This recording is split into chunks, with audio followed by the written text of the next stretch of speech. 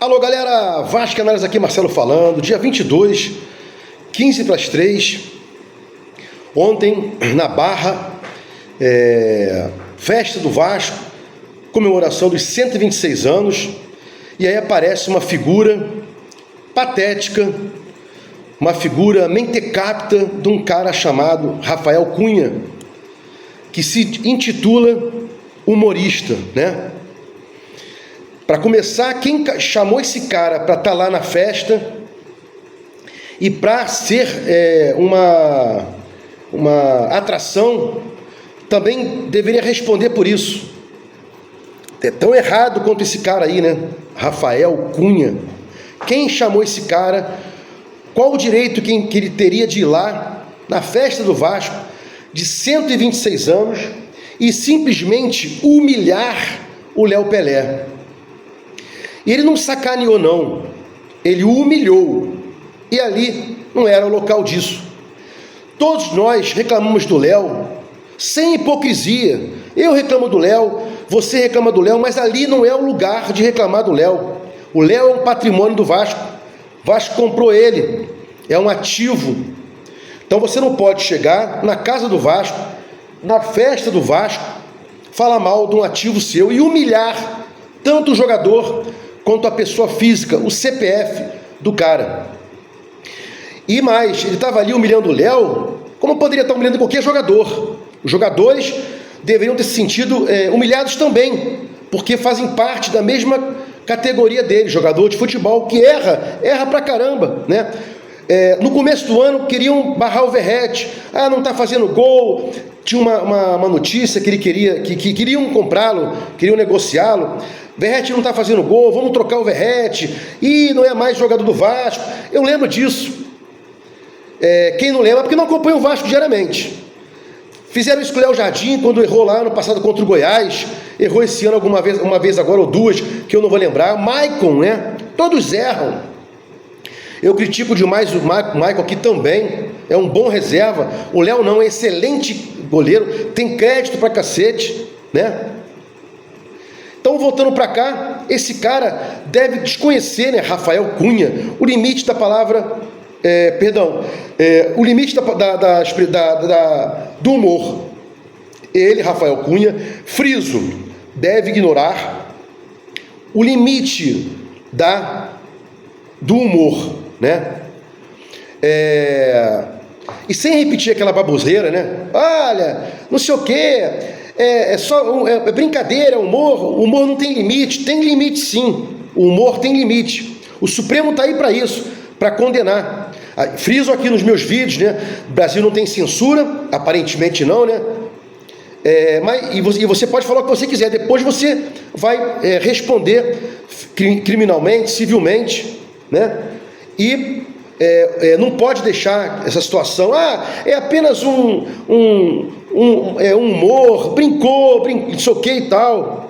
Outro dia eu critiquei também o Vascaíno do Cerrado, que está sempre cometendo gafes aqui, dizendo que chuta que é macumba, né?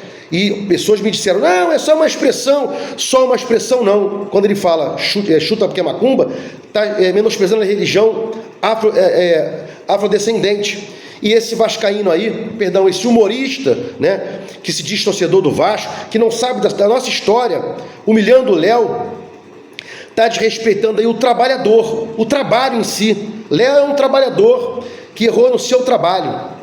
Eu sei que tem uma visão jurídica também aqui, claro que tem, né? É íncito meu falar isso, mas você não pode deixar que nada seja no Vasco, nada aconteça no Vasco que tenha repercussão de sacanear, humilhar. Não pode ter preconceito, né, geral. E aí, exemplos, racismo, misoginia, né, homofobia. O Vasco é o time da inclusão, né? Vasco é o time da inclusão.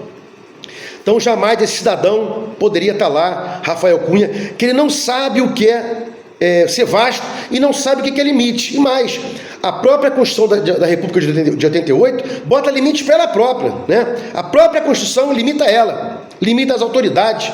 E aí você vai permitir que um boçal qualquer possa dizer que não há limite na